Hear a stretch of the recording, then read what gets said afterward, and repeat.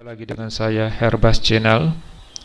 Pada kesempatan kali ini kita akan membahas tentang bagaimana sistem pembukuan terhadap aktiva yang kita peroleh dengan cara sewa guna usaha. Di dalam KMK nomor 1169 tahun 1991 mendefinisikan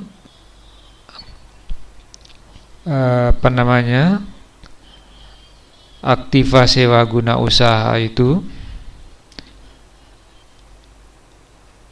terdiri dari dua macam, yaitu ada aktiva sewa guna usaha dengan operating lease. Operating lease ini di mana aktiva yang disewa guna usahakan bagi pihak menyewanya tidak memiliki hak untuk membeli aktiva tetap tersebut pada saat masa sewanya berakhir. Sedangkan jenis sewa guna usaha yang kedua adalah yang disebut dengan financial lease. Financial lease ini kebalikan dengan yang pertama tadi, yaitu operating lease. Di dalam financial lease, apabila masa sewanya sudah berakhir, maka pihak yang menyewa bisa memiliki hak opsi, memiliki hak untuk membeli aktiva tersebut pada masa akhir sewa sebesar nilai sisanya. Nah, kita lanjut ke dalam pasal 3 dalam KMK tersebut menyatakan bahwa kegiatan sewa guna usaha digolongkan sebagai sewa guna usaha dengan hak opsi apabila memenuhi semua kriteria berikut. A. Jumlah pembayaran sewa guna usaha selama masa sewa guna usaha pertama ditambah dengan nilai sisa barang modal harus dapat menutup harga perolehan barang modal dan keuntungan bagi si lessor. Si lessor ini adalah pihak yang menyewakan. Kemudian di ketentuan B pasal 3 masih, masa sewa guna usaha ditetapkan sekurang-kurangnya 2 tahun untuk barang modal golongan 1 dan 3, tahun untuk barang modal golongan 2 dan 3, dan 7 tahun untuk golongan bangunan. Kemudian ketentuan yang C, perjanjian sewa guna usaha memuat ketentuan mengenai opsi bagi lease. Nah, yang akan kita bahas pada kesempatan kali ini adalah sewa guna usaha dengan hak opsi. Oke, kita masuk kepada intinya, yaitu bagaimana melakukan penjurnalan di dalam terhadap aktiva sewa guna usaha dengan hak opsi ini. Yang pertama adalah jurnal pada saat kita kesepakatan leasingnya diperoleh, yaitu adalah misalnya kita menyewa kendaraan dengan nilai kreditnya adalah 100 juta atau nilai sewanya 100 juta yang bisa disewa cicil atau dicicil selama 36 bulan.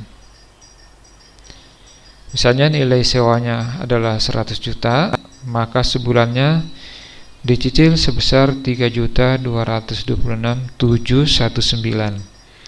di mana dalam cicilan tersebut sudah termasuk pokok dan bunga. Nah, bagaimana cara menjurnalnya? Pada saat kita memperoleh ini, misalnya kita beli kendaraan seharga, bukan beli ya, tapi sewa kendaraan seharga 100 juta. Jurnalnya adalah kita debit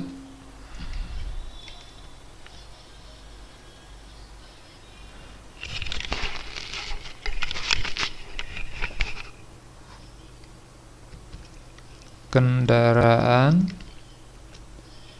sewa guna usaha.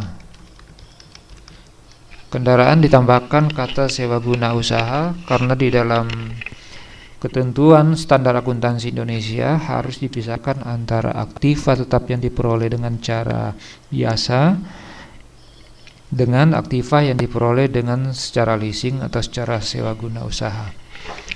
Nah, jurnalnya adalah kendaraan sewa guna usaha, di debit adalah 100 juta.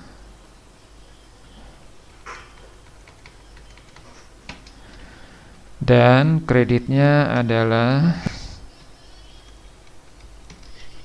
karena kita peroleh dengan cara sewa, maka kreditnya kita catat sebagai hutang sewa guna usaha. Kreditnya 100 juta.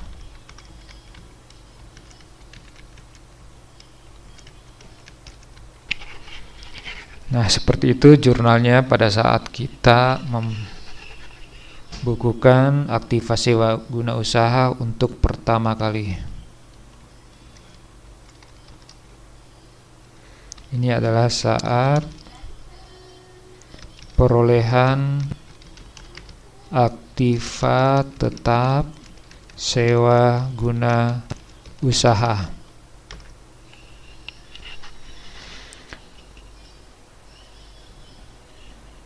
Kemudian kita lanjut, pada setiap bulan kita akan membayar sewanya.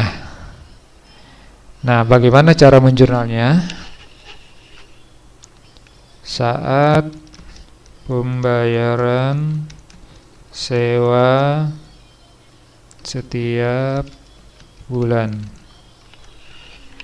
Nah, ini kita lakukan setiap tanggal 5 setiap bulan atau sebelum tanggal jatuh tempo. Tanggal jatuh temponya adalah setiap tanggal 5. Yang kita debit apa? Adalah hutang sewa guna usaha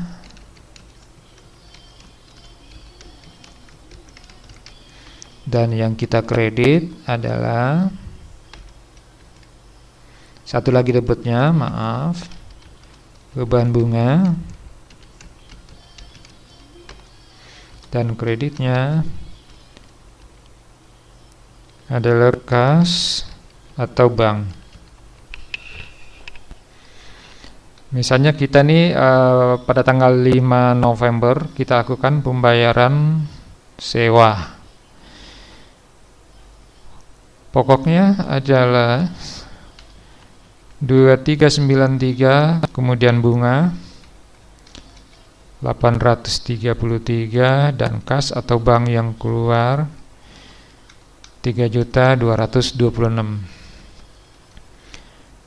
Itu untuk tanggal 5. Demikian juga dengan untuk tanggal 5 Desember tahun 2017. Kalau yang pertama tanggal 5 November, sekarang kita masuk ke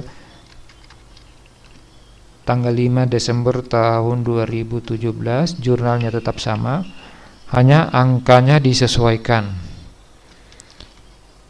Kalau tadi 2393, sekarang 2413, dan bunganya juga, beban bunga 813, total sama seperti tadi juga 33, 3226, 719.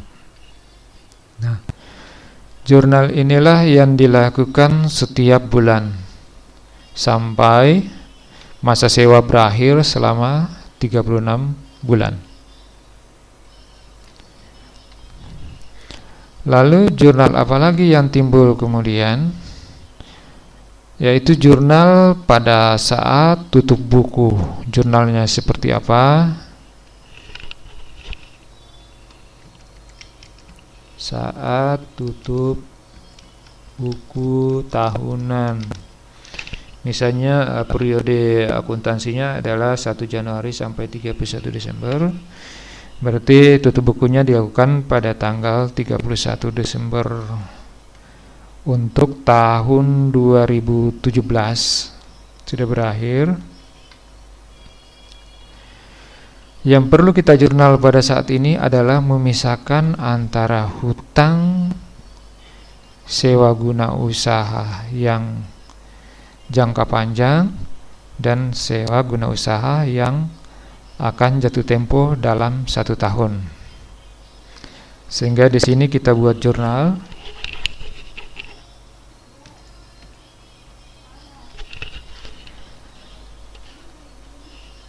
Debit hutang sewa guna usaha dan kredit hutang sewa guna usaha jatuh tempo.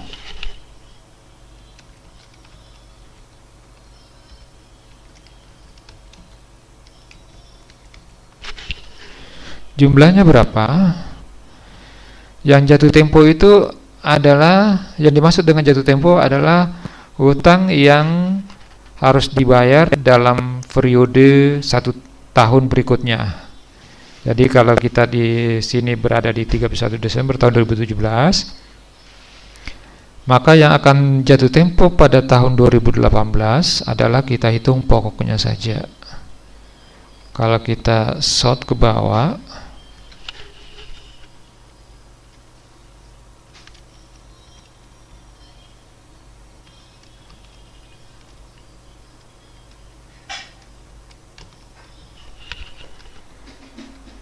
kita total pokoknya saja ya adalah 30 juta.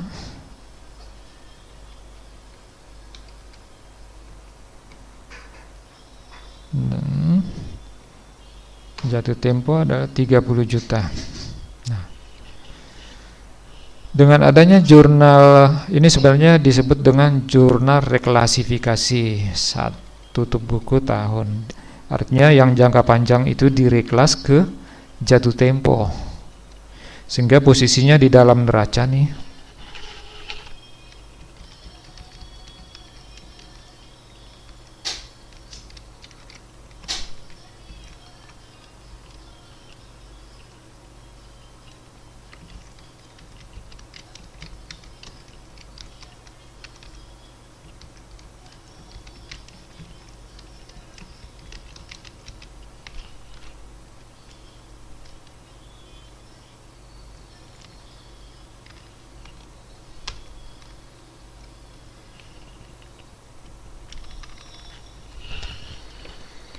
Nah, nanti di dalam neraca posisinya adalah 30 juta. Kemudian di sini tinggal 64.615.707. 64-nya dari mana? Itu berasal dari sini. Ini 64 juta. Artinya secara total masih 64 juta. Sehingga kalau kita total adalah 95 juta. Karena posisi kita adalah 31 Desember tahun 2017. Saldo sisa utang kita 95. Hanya saja ini 95 dipecah sebesar 30 menjadi hutang jatuh tempo dalam 1 tahun. Dan sisanya sebesar 64 juta merupakan hutang sewa guna usaha dalam kelompok pasifa jangka panjang. Nah, seperti itulah jurnal-jurnal yang berkaitan dengan aktiva tetap sewa guna usaha, mulai dari saat perolehannya sampai pada pembayaran angsuran sewa setiap bulan. Kemudian satu lagi jurnal yang belum kita buka, yaitu adanya beban penyusutan.